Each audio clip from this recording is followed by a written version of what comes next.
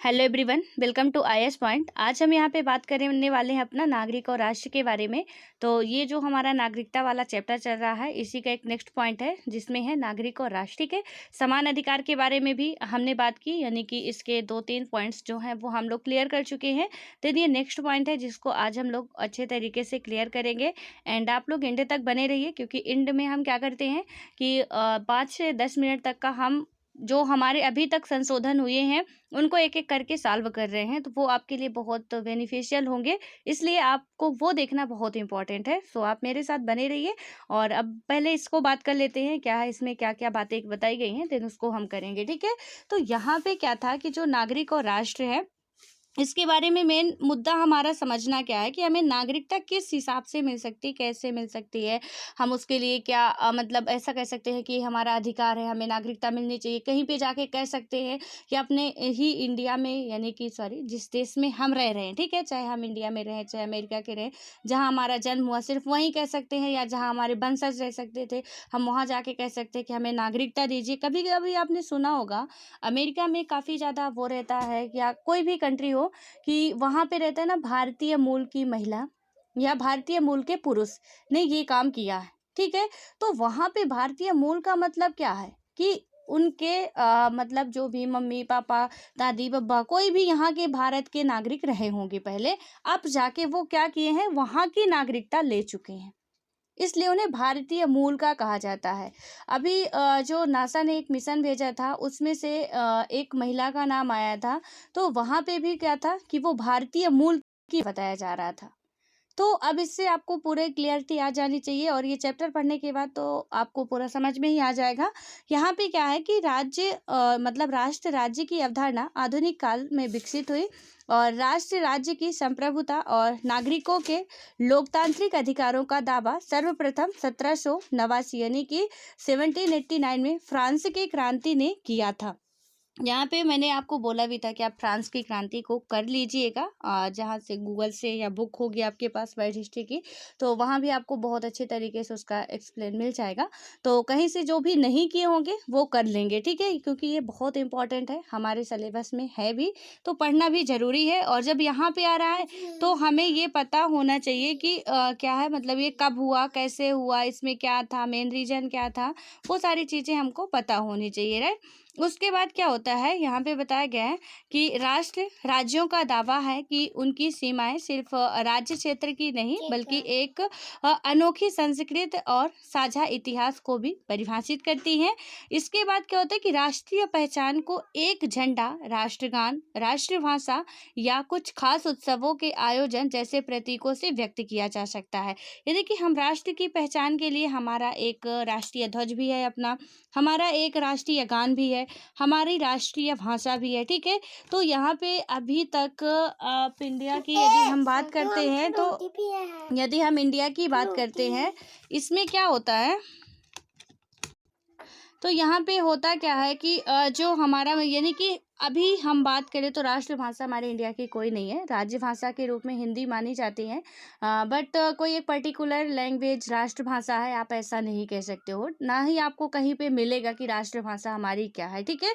हिंदी हमारी राज्य भाषा है। तो राष्ट्रभाषा राज्य भाषा की यहाँ पे पूरे राष्ट्र में हिंदी नहीं बोली जाती, हमारे पूरे देश में हिंदी नहीं बोली जाती है। कहीं पे उर्दू भी बोली जाती है, कुछ अंग्रेजी भी बोलते हैं, कुछ मराठी भी बोलते हैं, कुछ मलयालम भी बोलते हैं, कुछ कन्नड़ भी बोलते हैं। हमारी 8वीं अनुसूची में 22 भाषाओं का वर्णन किया गया है, ठीक है। तो उनमें से अदर अदर लैंग्वेज के लोग हैं। हालांकि हाँ, ये है कि ज़्यादा हिंदू भाषी स्टेट हैं, बट यहाँ उत्तर भारत के तो मैक्सिमम आपको हिंदी भाषी लोग ही मिलेंगे। बट दक्षिण भारत में आप जाते हो तो वहाँ पे क्या होगा कि ज़्यादातर अंग्रेजी, कन्नड़, मलयालम, कुछ ऐसे लैंग्वेज वाले लोग मिलते हैं। इसलिए राष्ट्रभाषा अपने राष्ट्र की तो नहीं कह सकते, बट इसमें अब यहाँ पे यदि हम बात करते हैं कि क्या होता है, आप यानी इसमें बताया गया मेन रूप से कि कर सकते हो ऐसे कि अपना झंडा होना चाहिए, अपना राष्ट्रगान होना चाहिए। हमारा राष्ट्रगान क्या है, वो है हमारा जन गण मन अधिनायक, ठीक है, जो रविन्द्रनाथ टैगोर जी के द्वारा लिखा गया था। और अपने राष्ट्र का एक गीत होता है, ठीक है। तो हमारा नेशनल एंथम होना चाहिए, नेशनल सॉन्ग होना चाहिए। तो उससे क्या होता है कि एक पहचान बनती है, और इससे तरीके से हम एक पहचान इसमें बता रहा है कि बना सकते हैं। देन उसके बाद क्या है कि अधिकतर आधुनिक राज्य अपने में क्या करते हैं, विभिन्न धर्मों, भाषा और सांस्कृतिक परंपराओं के लोगों को सम्मिलित करते हैं। लेकिन एक सांस्कृतिक लोकतांत्रिक राज्य की राष्ट्रीय पहचान में नागरिकों को ऐसी राजनीतिक पहचान देने की कल्पना होती है जिसमें क्या होता है कि राज्य के सभी सदस्य भागीदार हो सके। लोकतांत्रिक देश आमतौर पर क्या होता है कि अपनी पहचान इस प्रकार परिभाषित करने का प्रयास करते हैं कि वह यथासंभव समावेशी हो, यानी जो सभी नागरिकों को राष्ट्र के अंग के रूप में खुद को पहचानने की अनुमति देता हो। ठीक है, लेकिन उसके बाद क्या होता है कि यहाँ पे व्यवहार में अधिकतर देश अपनी पहचान को इस तरह परिभाषित करने की ओर अग्रसर, यानी कि जो हमारी कंट्रियां हैं वो क्या करती हैं, यहाँ एक इंडिया की बात नहीं हो रही है, जितनी भी लोकतांत्रिक कंट्रियां हैं उनकी बात हो रही है। ठीक है, तो इसमें क्या हुआ कि जो कुछ नागरिकों के लिए राष्ट्र के साथ अपनी पहचान कायम करना अन्यों की तुलना में आसान बनता है। यानी कि यदि हम कुछ ऐसा करते हैं हमारे राष्ट्र के द्वारा, हमारा सपोज मान के चलिए कि कहीं का राष्ट्र ध्वज अलग है। ठीक है, हमारा हर एक जितनी भी कंट्रियां हैं वर्ल्ड में, सबका अपना अपना ध्वज है, अपने अपने राष्ट्रगान है, अपने अपने राष्ट्रगीत है, अपनी अपनी लैंग्वेज। आप हम पढ़ते हैं, सब पढ़ते हैं। वो हमारा एक पूरा, आप एटलस खोलेंगे वहीं पे आपको मिल जाएगा कि मतलब जितने भी राष्ट्र हैं, जितने भी कॉन्टिनेंट हैं, उन कॉन्टिनेंट में जितने भी देश हैं, उनमें से कौन से देश की कैपिटल क्या है, वहाँ की लैंग्वेज कौन सी बोली जाती है, वहाँ की करेंसी कौन सी चलती है, वहाँ क्या नेशनल एंथम क्या है, वहाँ का राष्ट्रीय ध्वज क्या है, वो सारी चीज़ें हमें पता होती हैं। ठीक है, यानी कि हम पढ़ते हैं, हो सकता है कि आप में से बहुत से लोगों को नहीं पता हो, और आप में से क्या किसी को भी उतना सारा याद नहीं होता है, ना तो याद करने की ज़रूरत होती है। बट जो क्या होता है कि मतलब करंट में रहते हैं, जैसे कोई भी कंट्री आई हमारा, चाहे अमेरिका हो, चाहे जापान हो, कनाडा हो, कोई भी कंट्री करंट में आती है, हमें क्या करना चाहिए, उसके बारे में थोड़ा सा ये ओवरव्यू ले लेना चाहिए कि इसकी कैपिटल क्या है और इसका जो भी मतलब राष्ट्रीय ध्वज क्या है। और यदि राष्ट्रीय ध्वज ठीक है कि आप नहीं भी पहचान पा रहे हो, तो कम से कम ये हो कि इसकी लैंग्वेज क्या है, करेंसी क्या है, कैपिटल क्या है, और ये कितने देशों के साथ सीमाएं साझा करता है, वो चीज़ें हमें आनी चाहिए। ठीक है, तो इससे क्या होगा कि हमारी एक, हालांकि मैंने ये करंट का बताया कि आप ऐसे करके कंट्री भी कंप्लीट कर सकते हो, तो यदि सारी चीज़ें राष्ट्रीय ध्वज, राष्ट्रीय गान सब कुछ होता है तो हमारी एक पहचान अलग से बन जाती है। हम कहते हैं कि हमारे इंडिया का जो झंडा है वो 3 रंग का है, तिरंगा है। ठीक है, तो अब 3 रंग का है, 3 रंग के सफ़ेद, वो केसरिया सफ़ेद हरा, यहाँ सिर्फ हमारा नहीं है, कई सारे राष्ट्रों का है। ठीक है, तो हमारा यदि ऐसे है तो किसी का ऐसे है, किसी का फिर ऐसे, मतलब आप देखेंगे तो जहाँ भी फ्लैग का जो कलर होगा, तो आपके पास यदि सबके पास एटलस हो तो कहीं ढूंढने की ज़रूरत नहीं है। आप एटलस खोल के पीछे साइड दिया रहता है तो देखेंगे वहाँ पे आपको साफ साफ दिखाई देगा। ठीक है, कि हमारे इंडिया जैसे कलर का और भी अदर कंट्रियों का भी फ्लैग है, बट उनमें उनमें क्या है कि जैसे हमारा ये ऐसे है क्षैतिज रूप में, उनका ये ऊर्ध्वाधर रूप में हो सकता है। ठीक है, हो सकता है, क्या है भी। तो वहाँ से क्या होगा कि हमारी पहचान ये है और उनकी पहचान ये वाली है, तो इससे क्लियरिटी एक आ जाती है। और हम कहीं भी जाते हैं तो हमारा जो राष्ट्रीय गान होता है वो कुछ अलग तरीके का होता है, उनका अलग तरीके का होता है, तो वो सारी चीज़ें अलग अलग होती है, पहचान के लिए काफ़ी होती हैं। और उसके बाद क्या होता है, यहाँ पे बताया जा रहा पूरा, जो भी इसको आप डिटेल से समझेंगे तभी आपकी जो समझ है वो डेवलप हो पाएगी। यहाँ पे क्या है कि राज्य सत्ता के लिए भी अन्यों की तुलना में कुछ लोगों को नागरिकता देना आसान कर देता है, और यह अप्रवासियों का देश होने पर गौरवान्वित होने वाले संयुक्त राज्य अमेरिका के बारे में भी वैसे ही सच है जैसे कि किसी अन्य देश के बारे में। ठीक है, तो यहाँ अमेरिका के बारे में भी बताया गया है। उसके बाद है कि एग्जाम्पल के तौर पे यदि हम समझते हैं कि फ्रांस ऐसा देश है जो धर्मनिरपेक्ष और समावेशी होने का दावा करता है। यानी कि फ्रांस एक ऐसा देश है जो क्या करता है, धर्मनिरपेक्ष, वो दावा करता है ऐसा कि हम पूर्ण रूप से धर्मनिरपेक्ष और समावेशी हैं। वह यूरोपीय मूल के लोगों को ही नहीं बल्कि उत्तर अफ्रीका जैसे अन्य इलाकों में आए नागरिकों को भी अपने में शामिल करता है। यानी कि फ्रांस कह रहा है हम क्या हैं, एक धर्मनिरपेक्ष राष्ट्र हैं। तो यहाँ पे सबसे पहले तो आपको ये पता होना चाहिए कि फ्रांस किस कॉन्टिनेंट में आता है। ठीक है, आज के लिए आपका ये होमवर्क भी है। यहाँ पे जो ये हमारा भी फ्रांस आया है उससे आपको बताना कि वो किस कॉन्टिनेंट, दैट मीन्स किस महाद्वीप में आता है, कितने राष्ट्रों के साथ वो सीमा साझा करता है, इसकी कैपिटल क्या है और फ्रांस की करेंसी क्या है। ठीक है, इतनी चीज़ें आपको कंप्लीट करनी है इसके बारे में। और इससे जो भी आस पड़ोस के कितने देशों के साथ ये सीमा साझा करता है या समुद्री सीमा ज़्यादा साझा करता है, वो सारी चीज़ें आपको मैप से क्या कर लेनी है, कवर कर लेनी है। तो इसमें फ्रांस का जो एग्जाम्पल दिया गया है कि फ्रांस ऐसा बोल रहा है, हम भी बोलते हैं, कोई फ्रांस नहीं, इंडिया वाले भी बोलते हैं कि हमारा धर्मनिरपेक्ष राष्ट्र है। धर्मनिरपेक्ष का मतलब किसी एक पर्टिकुलर धर्म को आप मान्यता नहीं दे रहे हो।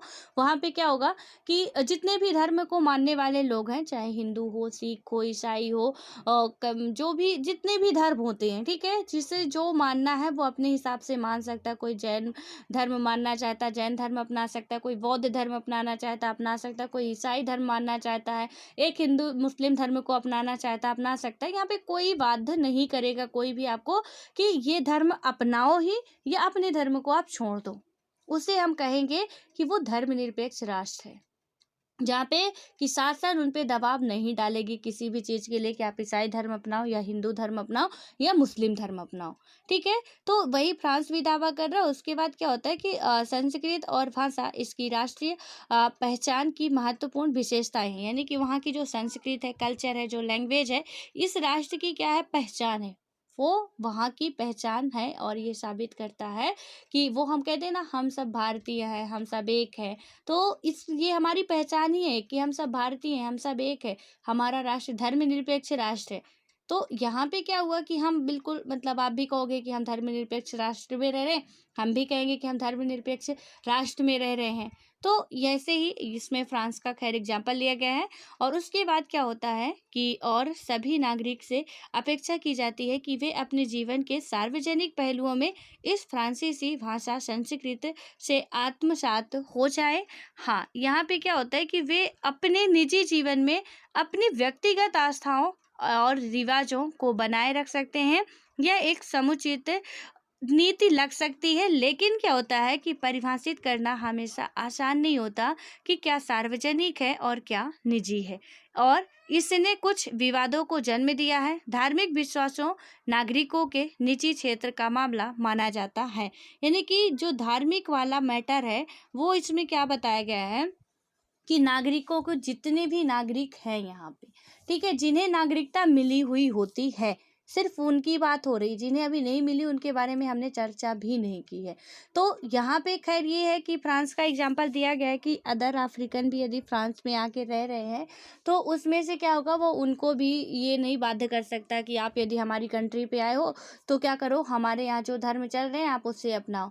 ठीक है, आपका जो निजी मैटर है, ये धर्म के मामले में सबकी अपनी अपनी आस्थाएं होती हैं, तो उसे किसी को ऐसा बाध्य करना भी नहीं चाहिए। तो यदि कोई मान भी रहा ना, तो उसमें मुझे नहीं लगता कि ऐसा कुछ करना चाहिए किसी राष्ट्र को भी। और यहाँ पे सही भी बताया गया है और ये सही डिसीजन भी है कि आपकी जो मर्जी है आप अपने हिसाब से मान सकते हो, और यही हमारी एक असली नागरिकता होगी। हम जिसको भी मानना चाहें, जो धर्म भी अपनाना चाहें, जिस तरीके से भी रहना चाहे, हमें कोई फोर्स ना करे कि नहीं आपको ऐसा नहीं ऐसा करना, राइट। और जहाँ पे हमें नागरिकता मिली होती है, जिस राष्ट्र के हम नागरिक होते हैं, वहाँ पे ये सारी फ्रीडम भी हमें मिली हुई होती है। लेकिन क्या होता है कि कई बार हम देखते भी हैं कि धार्मिक प्रतीक और रिवाजों, मतलब जो भी हमारे रिवाज सार्वजनिक जीवन में प्रवेश कर जाते हैं। फ्रांस के सिख के छात्रों में पगड़ी पहनने और मुस्लिम लड़कियों की स्कूली वर्दी के साथ सिर पर दुपट्टा डालने की मांग के बारे में आपने सुना होगा। ठीक है, तो बहुत दूर का मत जाइए, ये काफ़ी पुराना एग्जाम्पल हो गया, आप नहीं सुने होंगे। लेकिन हाल फिलहाल में न्यूज़ में ऐसे चलते रहते हैं, हम लोग कई बार डिस्कस भी कर चुके हैं कि कभी अभी एक बार हुआ था, एक टीचर को मार दिया गया था, कहीं दूसरी कंट्री में ही है। वहाँ पे क्या किया गया था कि उस टीचर के द्वारा थोड़ा सा कुछ धार्मिक चीज़ें दिखा दी गई थी। ठीक है, तो उसका वीडियोज दिखाने की वजह से वो धर्म के उसमें ही आके उसे मार दिया था। तो धर्म को आप पब्लिकली मत करिए, इसमें सीधे है कि आप अपने धर्म को एक निजी में रख सकते हैं हम, कि वो हमारा निजी मामला हम कैसे करते हैं। लेकिन एक पब्लिक पे कि आप हिंदू लड़कियों को या जो भी हैं कि वहाँ पे यदि हिंदू मुस्लिम स्कूल है तो वहाँ पे सारी लड़कियाँ फिर दुपट्टा डाल के ही जाएं, या कुछ ऐसा जो भी सिख है वो पगड़ी पहन के ही जाएं, आप बाध्य करो। यदि पहनना चाहते हैं तो ठीक है, सब कुछ अच्छा है। नहीं करना चाहते हैं तो हम ये भी नहीं कर सकते कि अब हम हिंदू धर्म के ही हैं तो जो भी हो रहा है यहाँ पे वही माने। तो ऐसा करना भी फिर हम किसी एंगल से नहीं कहेंगे कि यदि कोई हमें ज़बरदस्ती कर रहा कि सपोज़ मान के चलिए कि हिंदू धर्म वाली जो लड़कियां हैं वो टॉप और जीन्स पहन रही हैं, ठीक है। अब उसमें से आप क्या कर रहे हो, बजरंग दल वाले आते हैं और उन्हें मार के भगा देते हैं, क्या पश्चिमी कल्चर अपना रहे हो, ये वो कर रहे हो। तो इससे कहाँ से हमारा धर्मनिरपेक्ष हमें दिख रहा है? ठीक है, आप हिंदू धर्म को मानते हो, अच्छी बात है, लेकिन यदि वो ऐसे कपड़े पहन रही हैं तो क्या प्रॉब्लम है? आप पहनने दो ना, उनकी तो आप फ्रीडम छीन रहे हो।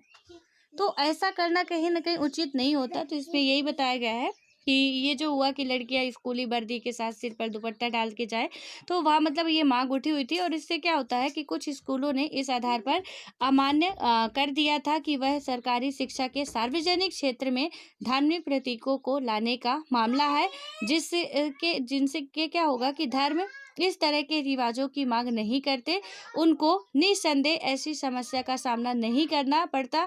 साफ तौर पर क्या होता है कि राष्ट्रीय संस्कृति में शामिल होना कुछ समूहों के लिए क्या होता है कि अन्य की अपेक्षा आसान होता है। यानी कि राष्ट्रीय संस्कृति में शामिल होना कुछ समूहों के लिए आसान हो सकता है, लेकिन आप पब्लिक प्लेस में, स्कूल एक पब्लिक प्लेस है, स्कूल में सिर्फ हिंदू के बच्चे नहीं पढ़ते, सिर्फ मुस्लिम के बच्चे नहीं पढ़ते हैं, सिर्फ ईसाई के बच्चे नहीं पढ़ते हैं, ना तो सिर्फ वहाँ पे जैनियों के बच्चे पढ़ते हैं, ठीक है। तो उससे क्या होगा कि जब ऐसा करते हो तो फिर कहीं न कहीं वो सही नहीं होता है कि हम स्कूल में सपोज़ सबकी ड्रेसेज़ एक जैसी चल रही। अब किसी ने ये कह दिया कि भई जो हिंदू लड़कियाँ हैं वो अपना जो भी सूट सलवार पहन के आएँगी ड्रेस में। अब किसी ने अलग से निकाल दिया कि मुस्लिम लड़कियाँ क्या करके आएँगी, दुपट्टा लगा के आएँगी सिर पे। ठीक है, अब तो जो भी सूट सलवार उधर का जो भी ड्रेसेस चल रहा है वो तो पहनेंगी ही, साथ में वो दुपट्टा लगा के आएँगी सिर पे, जो वो लगाती है अपना जो भी है, ठीक है? नकाब जो कहते होंगे उसको, तो वो लगा के आएँगी। तो इससे क्या हुआ, कहीं न कहीं आप धर्म को बढ़ावा दे रहे हो। बिल्कुल, आप यानी धर्म को बढ़ावा दो, ऐसा नहीं कहते, लेकिन सरकार ऐसा करे ये सही नहीं है। सरकार धर्म को बढ़ावा दे, किसी एक धर्म को आप बढ़ावा दे रहे हो। तो हम धर्मनिरपेक्ष राष्ट्र कैसे कह दें कि धर्मनिरपेक्ष राष्ट्र है, जब आप किसी पर्टिकुलर एक धर्म को अपना रहे हो। देश के नागरिक सभी हैं, वो एक पब्लिक प्लेस है, वो अपने वहाँ जा रहे हैं, मकबरे में जा रहे हैं, अपने मस्जिद में जा रहे हैं या कोई मंदिर में जा रहा है, वहाँ वो साफा बांध के जाते हैं, पगड़ी पहन के जाते हैं या दुपट्टा डाल के जाते, कुछ भी करके जाते, वो उनका मैटर है। लेकिन हम यहाँ पे आके कहें, जब सबके लिए एक ही ड्रेस कोड है और हम कहें कि नहीं आप नहीं ऐसा करके आओगे, पगड़ी बांध के आओ, अपना दुपट्टा लगा के आओ, यही या जो भी उनका चलता है वो करके आओ, तो फिर कहीं ना कहीं हम उनको एक बांट रहे हैं कि आप इस धर्म से आते हो। तो ये सही नहीं हो सकता एक धर्मनिरपेक्ष राष्ट्र के लिए, ठीक है। उसके बाद क्या होता है कि नागरिकता के लिए आवेदकों को अनुमति देने की कसौटी हर देश में भिन्न भिन्न होती है। अब यहाँ पे आया कि नागरिकता जो हमारी सिटीजनशिप होती है उसके लिए हमें यदि आवेदन करना है या अनुमति देने की कसौटी जो होती है हर देश की अलग अलग होती है, ठीक है। यानी कि उसकी जो भी गाइडलाइंस है वो अलग अलग होगी। नागरिकता प्रदान करने में इजराइल या जर्मनी जैसे देशों में धर्म या जातीय मूल जैसे तत्वों को वरीयता दी जाती है। एक समय तुर्की मजदूरों को क्या होता था कि जर्मनी में आने और काम करने के लिए प्रोत्साहित किया जाता था। उनकी स्थायी मांग है कि जर्मनी में ही जन्मे और पले बढ़े उनके बच्चों को अपने आप जर्मनी की नागरिकता मिल जानी चाहिए। इस पर आज भी बहस जारी है। ये प्रतिबंधों से संबंधित कुछ ऐसे उदाहरण हैं जो समावेशी होने का दम भरने वाले लोकतांत्रिक देशों में भी लगे हो सकते हैं, ठीक है। यहाँ पे क्या हुआ कि जर्मनी एक कंट्री है, इसके बारे में भी थोड़ा सा जैसे फ्रांस का करना है, इसको भी आपको देख लेना है, ठीक है। और देख नहीं लेना, एक मोटा मोटा आप पढ़ लेना तो अच्छा होगा। तो इसमें क्या हुआ कि यदि वहाँ पे ऐसा किया कहा जा रहा है कि सपोज आप इंडिया का ही एग्जांपल ले लेते हैं कि कोई आ रहा है, ठीक है, अमेरिका से कोई व्यक्ति आ रहा है, वो इंडिया पे रह रहा है। अब इंडिया में जो आके रहा वो तो ठीक है, उसे नागरिकता आप दो ना दो डजेंट मैटर, आप नहीं दे रहे तो नहीं दे रहे। लेकिन जो बच्चा उनका, उन दोनों जो भी दंपत्ति होंगे उनसे जो बच्चा उत्पन्न होगा, उस बच्चे को वो कह रहे हैं कि यदि वो इस यहाँ की धरती पे पैदा हुआ तो आप ऑलरेडी उसे नागरिकता दे दो। यानी कि वो यहाँ पैदा हुआ तो उसे यहाँ की नागरिकता बिना कुछ किए ही मिल जानी चाहिए। हमें आपको कुछ करना पड़ता है, हम आप कुछ नागरिकता के लिए किए, आप ज़रा सोचिएगा कि अभी तक में आपने नागरिकता के लिए कि क्या-क्या किए हो या हमने क्या किया? हमने तो कुछ नहीं किया। हम यहाँ पैदा हुए हैं, हमें नागरिकता ऑलरेडी मिल गई है। पैदा होते ही हम यहाँ देश के नागरिक हो गए हैं। वो अलग बात है कि आप 18 साल के होते हो, वोटर आईडी में आपका नाम आता है, फिर नागरिक देश के नागरिक माने जाते हो, वो बात अलग है, ठीक है। लेकिन यहाँ पे क्या होता है कि जब हम तो यहाँ पे यदि हमें नहीं लेनी पड़ रही है तो वो यदि कोई यहाँ पे जन्म हो रहा है, उनकी डिमांड ये थी कि वो उसका जन्म यही हो रहा है तो आप उसे नागरिकता बिना मांगे ही, बिना कोई दस्तावेज जमा किए ही उसे नागरिकता मिल जानी चाहिए, ठीक है। लेकिन ऐसा नहीं हो सकता। अभी आगे देखेंगे कि आपको किस किस आधार पे नागरिकता मिल सकती है या नहीं मिल सकती है। देन उसके बाद क्या होता है कि यहाँ पे भारत स्वयं को धर्मनिरपेक्ष और लोकतांत्रिक राज्य कहता है। यानी कि जो भारत है वो स्वयं को बिल्कुल कहता है, हम भी कहते हैं, आप भी कहते हैं कि हम एक लोकतांत्रिक कंट्री में रह रहे हैं, एक धर्मनिरपेक्ष देश में हम रहते हैं। तो यहाँ पे क्या होता है, स्वतंत्रता आंदोलन का आधार व्यापक था और विभिन्न धर्म, क्षेत्र और संस्कृति के लोगों को आपस में जोड़ने के कृत संकल्प प्रयास किए गए हैं। यह सही है कि अब जब यहाँ पे क्या होता है कि ऐसा ही है कि जब मुस्लिम लीग से विवाद नहीं सुलझाया जा सका, तब 1947 में देश का विभाजन हुआ। लेकिन इसने उस राज्य के धर्मनिरपेक्ष और समावेशी चरित्र को कायम रखने के लिए क्या किया था, भारतीय राष्ट्रीय नेताओं के निश्चय को और मजबूत ही किया, जिसके निर्माण के लिए वे प्रतिबद्ध थे। यह निश्चय संविधान में सम्मिलित किया गया है, ठीक है। यानी कि इसमें क्या कहा गया कि ठीक है, हम एक धर्मनिरपेक्ष राष्ट्र हैं, पहले भी थे, ऐसा नहीं कि पहले नहीं थे। अब कोई यहाँ पे प्रश्न उठा सकता है, इसीलिए इन्होंने बहुत ही खूबसूरती से सारी बातें कह दी है। तो इसमें क्या हुआ कि जब इन्होंने ये बातें कही तो ये लोग जब अपनी हरकतों से बाज नहीं आ रहे थे, हमारे ये सही है कि भारत और पाकिस्तान का डिवाइडेशन धर्म के आधार पर हुआ था, धर्म के आधार पर, ठीक है। हिंदू भारत में रहेंगे और मुस्लिम पाकिस्तान में रहेंगे, यही उनका जिन्ना साहब का मानना था कि हम जितने भी मुस्लिम हैं हमें अलग कंट्री चाहिए। हालांकि हमारे कांग्रेसियों ने बहुत विरोध किया, बहुत ज़्यादा विरोध किया। पहले वो सब कांग्रेस के ही आदमी थे या मेंबर थे, बाद में वो अपनी अलग से पार्टी बनाते हैं और वो जिद पे अड़ जाते हैं कि हमें अब तो चाहिए ही अलग पाकिस्तान की मांग वो कर बैठते हैं। और फाइनली क्या होता है कि मतलब इतना ज़्यादा वो मजबूर कर देते हैं कि समस्या सुलझने वाली तो अब मतलब सुलझाने की किसी के पास उतनी हिम्मत तो रह नहीं गई थी, क्योंकि सुलझाना वहाँ पे हमने बताया था ना पहले भी आपको कि एक तरफ हम अंग्रेजों से लड़ रहे थे, दूसरी तरफ हम अंदर ही अपने घर पे भी लड़ रहे थे। यहाँ पे गांधी जी भी इसका विरोध कर रहे थे। सब इसका विरोध करते हैं जितने भी लीडर थे, बट जब नहीं समझता, ऐसा लगा कि नहीं होगा, तो सरदार पटेल जी का एक स्टेटमेंट भी है कि अब यदि पाकिस्तानी यानी कि जो जिन्ना साहब या मुस्लिम लीग वाले पाकिस्तान का कहें भी कि हमें अलग राष्ट्र नहीं चाहिए, तो भी हम उन्हें अब जबरदस्ती उन्हें अलग राष्ट्र देंगे, क्योंकि यदि वो एक में रहे तो कहीं ना कहीं हमारे लिए वो अच्छा नहीं होगा। ऐसा नहीं कि हम ये कह रहे हैं कि हमारे यहाँ पे सिर्फ क्या है, सिर्फ हिंदू राष्ट्र है। हमारे यहाँ पे बहुत सारे मुस्लिम हैं, बहुत सारे सिख धर्म के लोग हैं, बहुत सारे ईसाई धर्म के लोग हैं, बहुत सारे जैन धर्म के लोग हैं, बौद्ध धर्म को मानने वाले लोग हैं। इस इंडिया में हर एक धर्म को मानने वाले लोग हैं। विविधताओं वाला, नेहरू जी का स्टेटमेंट क्या था कि जो ये देश है हमारा विविधताओं का देश है, विविधताओं से भरा हुआ है, ठीक है। लेकिन यहाँ पे क्या हुआ था कि जो डिवाइडेशन हुआ था, हमारी ही एक धरती थी जो पाकिस्तान भी हम में ही शामिल थी, लेकिन मजबूरी कुछ ऐसी बन जाती है कि वो कहते हैं ना, एक कहावत है कि जब हाथ की उंगलियां कटवाने से पूरा हाथ या पूरा शरीर बच सकता है, तो एक उंगली जो हमें कष्ट दे रही है उसे कटवा देना चाहिए। यानी कि जब हमारे हाथ में 5 उंगलियों में से किसी एक उंगली में कोई प्रॉब्लम्स आ जाती है और ऐसा लगता है कि यदि इस उंगली को कटवा देंगे तो हमारा पूरा जो हाथ है या पूरी बॉडी है वो सेफ रहेगी, और यदि हम नहीं कटवाते, इस उंगली से मोहब्बत कर बैठते हैं कि नहीं इससे तो हम बहुत प्यार करते हैं, इसे नहीं कटवाएंगे, तो वो हमारे पूरे शरीर को धीरे धीरे नष्ट कर देगी, क्योंकि उसका जो रोग है वो पूरे बॉडी पे धीरे धीरे फैलेगा, और जब फैलेगा तो हमारी पूरी बॉडी नष्ट हो जाएगी। तो यहाँ पे बुद्धिमानी तो फिर यही एक इंसान की बनती है, एक मैच्योर इंसान की या एक बुद्धिमान इंसान की, कि आप उस उंगली को कटवा दो। कोई नहीं चाहता था, कोई नहीं चाहता कि हमारे घर का डिवाइडेशन हो, हमारा देश बटे। लेकिन जब परिस्थितियाँ ऐसी बन जाती हैं कि वहाँ पे जब आप हिस्ट्री पढ़ोगे तो बहुत अच्छे तरीके से आपको समझ में आएगा, या कि जब अभी हम पढ़ेंगे यहाँ पे जो मुस्लिम लीग की स्थापना हुई थी, पूरा हम जब उसका यानी कि जब से शुरुआत हुआ था, आप मान के चलिए कि हम 1773 से पढ़ेंगे, ठीक है। हालांकि ये मैंने करा दी हूँ आपको, जो मैंने एक चैनल बताया था दिव्य एजुकेशन में, बहुत अच्छे तरीके से कोशिश की हूँ कि आपको समझ में भी आ जाए समझाने की, तो आप उसे जाके देख सकते हैं। अदरवाइज हम अभी करेंगे, इसमें थोड़ा लेट लगेगा बट करेंगे, ठीक है। तो पूरा अच्छे तरीके से यहाँ भी करेंगे। इसमें क्या हुआ था, जब 1773 से रेगुलेटिंग एक्ट आता है, उसके बाद से यानी कि धीरे धीरे संविधान बनने की वो प्रोसेस शुरू होती रहती है कहीं ना कहीं।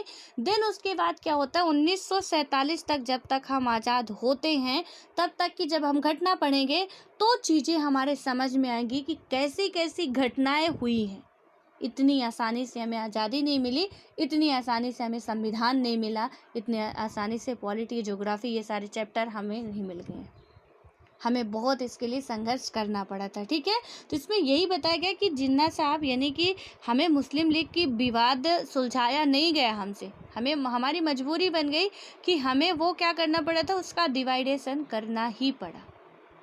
तो बस आप इसका ज़्यादा डीप में मत जाइए, यही एग्जाम्पल याद रखिए कि जब हाथ की उंगलियां कष्ट देने लगे तो पूरा हाथ कटवाने से बेटर है कि आप हाथ की एक उंगली ही कटवा डालो तो बेहतर है। अदरवाइज उससे मोहब्बत किए तो आप सब कुछ नष्ट होने वाला। सेम सिचुएशन थी, कहीं ना कहीं कुछ ऐसी बन गई थी कि यदि हम पाकिस्तान से मोहब्बत किए तो कहीं ना कहीं हमारे राष्ट्र के अंदर ही हम घुट घुट कर मरने वाले थे, क्योंकि वो अपने मतलब जो जिद पे अड़े हुए थे वो इसमें नहीं आ रहे थे कि हम यहाँ से अब पाकिस्तान की मांग मानना छोड़ देंगे।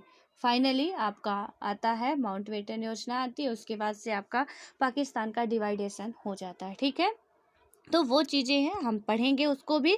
बस यहाँ पे जो एग्जाम्पल दिया गया है कि भारत एक राष्ट्र है, ये भी सही है कि धर्म के आधार पर ही डिवाइडेशन हुआ, बट ये भी सही है कि बहुत से ऐसे हमारे संविधान में ही मुस्लिम लीडर थे जो भारत के प्रति मतलब सच्चे भारतीय थे, बहुत मोहब्बत करते थे भारत से। बहुत से ऐसे नाम आएंगे, अभी भी एपीजे अब्दुल कलाम जैसे महान व्यक्ति एक मुस्लिम समुदाय से ही आते थे, लेकिन उन्होंने अपने राष्ट्र के लिए पता नहीं कितने मतलब उनको बहुत सारे कॉन्ट्रैक्ट मिले थे, लेकिन उन्होंने सबको मना कर दिया। विदेशों से उन्हें ऑफर आया, कहीं नहीं गए, बोले हम जो करेंगे अपने राष्ट्र में करेंगे।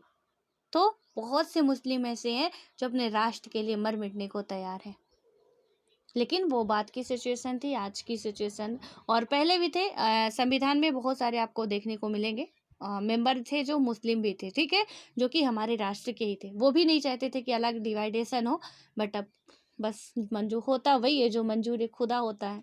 तो अब पाकिस्तान को कुछ ऐसे ही सिचुएशन में हुआ, और पाकिस्तान यानी कि पाकिस्तान तो बना ही।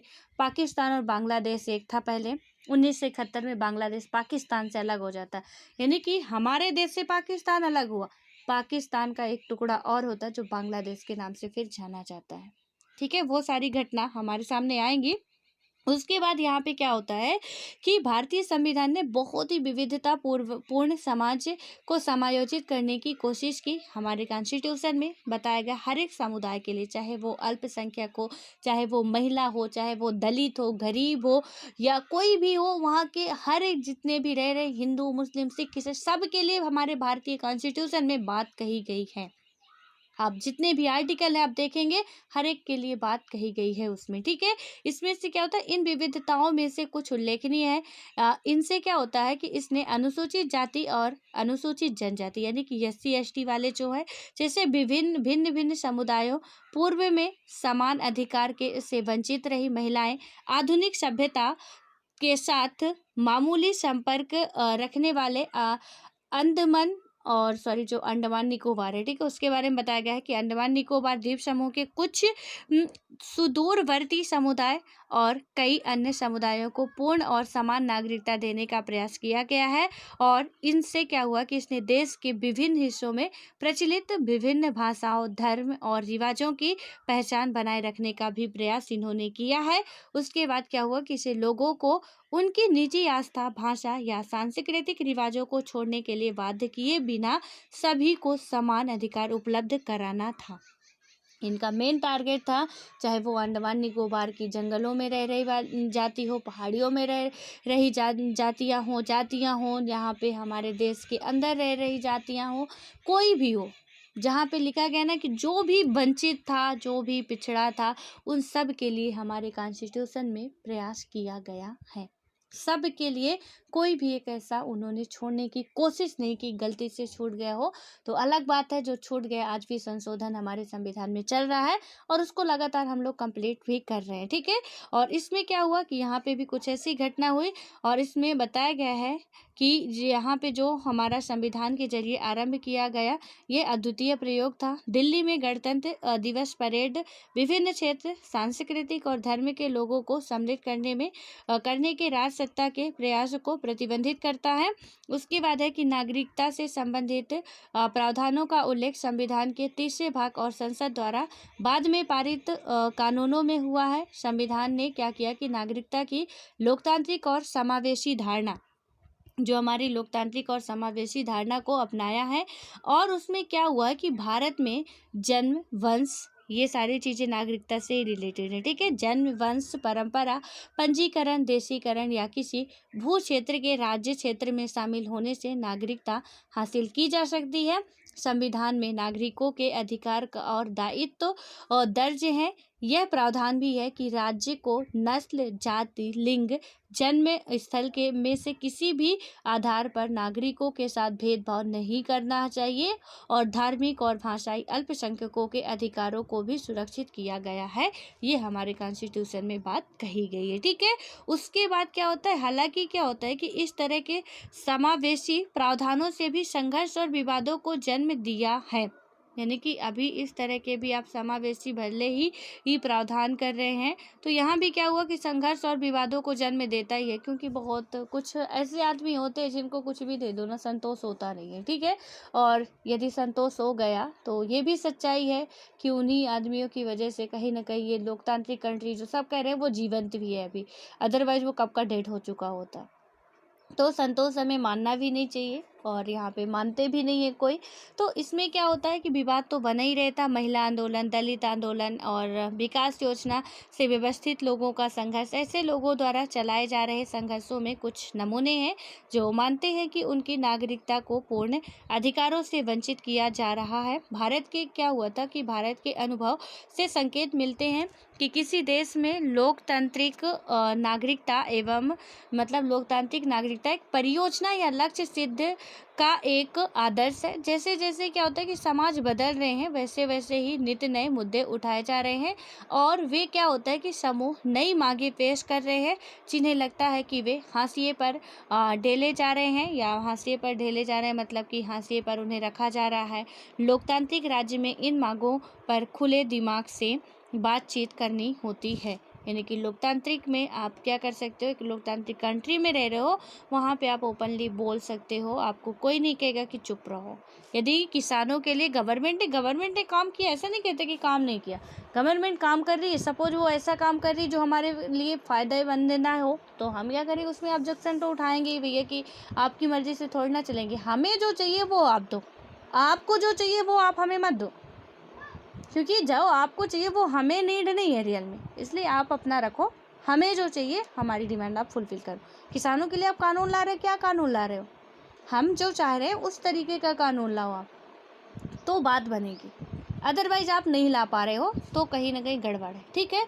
इसलिए ऐसा नहीं कह सकते कि सरकार का मन जो हुआ वो बनाएगी। हमारा जो पब्लिक की डिमांड होती है, रियल में पब्लिक की नीड होती है, सरकार वो काम करेगी। सरकार ये नहीं करेगी कि जो उसे चाहिए सिर्फ उतना बना के रख दे, हम पे थोप दे कि मानना हो तो मानो, नहीं मानना तो नहीं मानो। ऐसा वो नहीं कर सकती है, ठीक है। और जब हमें नागरिकता मिल जाती है तो हमारे पास वो सारे अधिकार होते हैं कि हम आवाज़ उठाएं, लेकिन जब नागरिकता नहीं होती है तो हम पहले भी देख चुके हैं इसमें कि हम किस आधार पे आवाज़ उठाएं कि हमें नहीं दे रहे हो आप। हम आपके घर पे क्या कहें कि आपको अपनी संपत्ति में हमें आधा हिस्सा देना होगा, नहीं मन है आपका नहीं दोगे, ज़बरदस्ती तो नहीं करेंगे, कह रहे ऐसे कैसे नहीं दोगे आप, देना ही होगा। हम सुप्रीम कोर्ट में जाएंगे तो सुप्रीम कोर्ट उल्टा हमें ही मार के भगा देगा। इसलिए यहाँ पे ये सारी बातें कही गई हैं, ठीक है। और कहीं ना कहीं ये बहुत अच्छा भी है। अदरवाइज पता नहीं कि हमारा सबका आपका क्या होता, कोई भी आता मुंह उठा के चला आता, बोलता हमारा यहाँ पे अधिकार है, और हम क्या करते, मजबूर होते अपने शासन व्यवस्था के हाथों और कहते भाई तेरा अधिकार है ले ले, हम ही भिखारी बन जाते हैं। तो ऐसा कुछ नहीं है, अधिकार उतने ही है कि हमारे अधिकार ना छीने और दूसरे का अधिकार भी मिल जाए, ठीक है। उसके बाद अब ये जो हमारा सार्वभौमिक नागरिकता है उसको हम नेक्स्ट डे कंप्लीट करेंगे।